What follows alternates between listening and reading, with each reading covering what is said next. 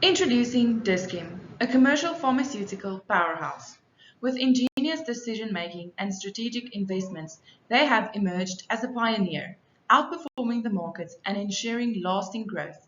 Get ready to explore the financial brilliance of Diskim, a beacon of success in the world of providing quality healthcare. Over the past few years, Clicks, Discam's biggest competitor, has acquired entities such as UPD, MChem, Sorbet, and a franchise in the Body Shop. Despite these acquisitions, one of Clicks's main strategic objectives has been to expand its store base by opening 40 to 50 stores and pharmacies on a yearly basis.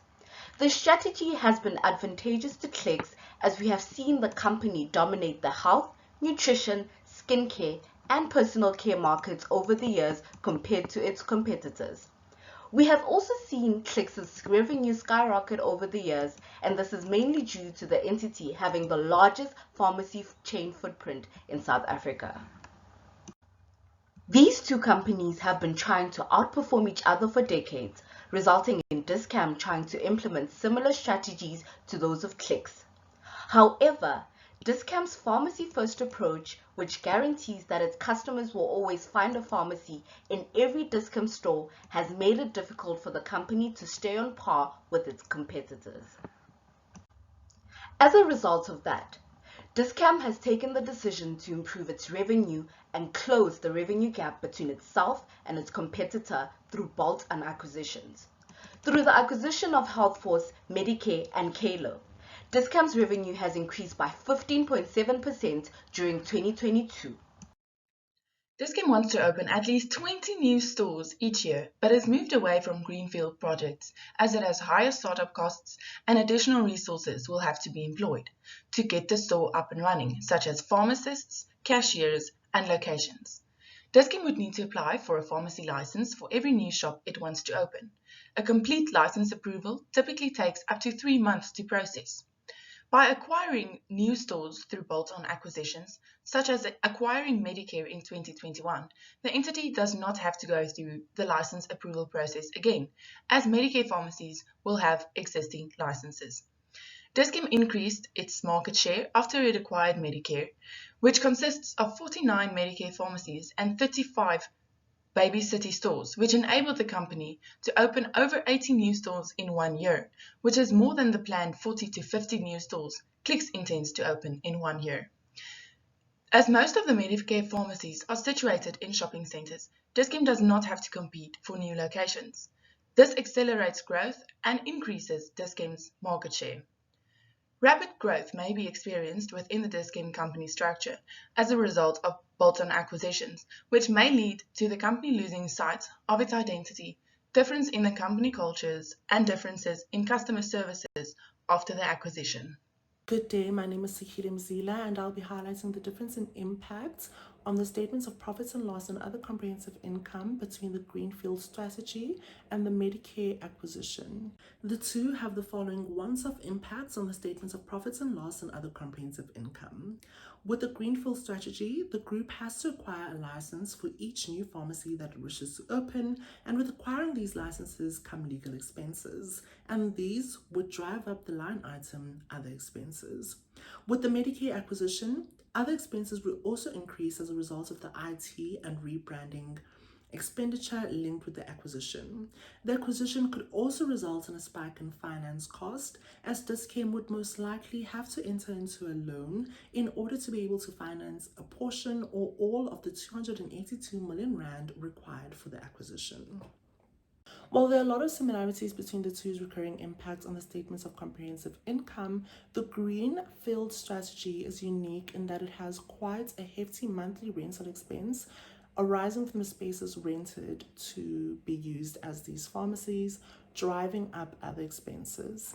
Another important thing to note is while the group can enjoy all the profits generated by the new pharmacies, they can only enjoy a portion of the profits generated by Medicare Health, as they have to share in these profits with other individuals and entities that have a stake in Medicare Health. Medicare acquisition's impact on Diskim's statement of financial position is that a non-current asset investment in Medicare is created to account for the acquisition that will be included for all future periods for which the investment is held.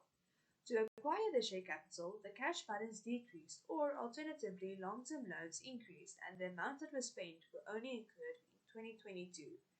In the consolidated statement of financial position, all the line items of Dis-Chem and its subsidiaries are combined, increasing all the balances on the group statements.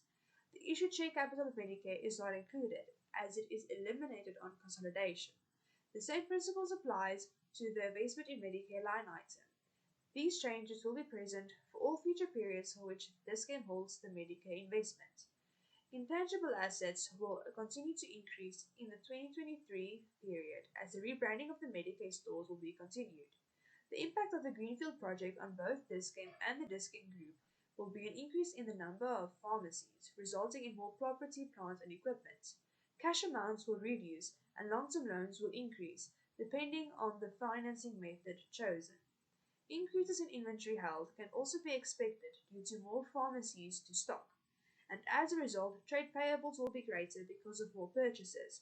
Due to the higher sales amounts, trade receivables will also be higher. All the above changes will impact deferred tax, and these impacts will continue in future periods for as long as new pharmacies are opened. So I'll be discussing about advertising income policies of Dis-Chem and Clicks. A manufacturer may look for an aggregator, retailer, to advertise or even sell their products.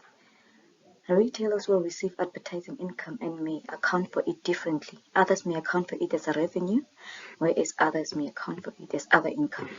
So now I'll be comparing the advertising income policy of Dis-Chem and Clicks. Dis-Chem is still undecisive of whether to account for this amount as other income or a deduction in cost of sales.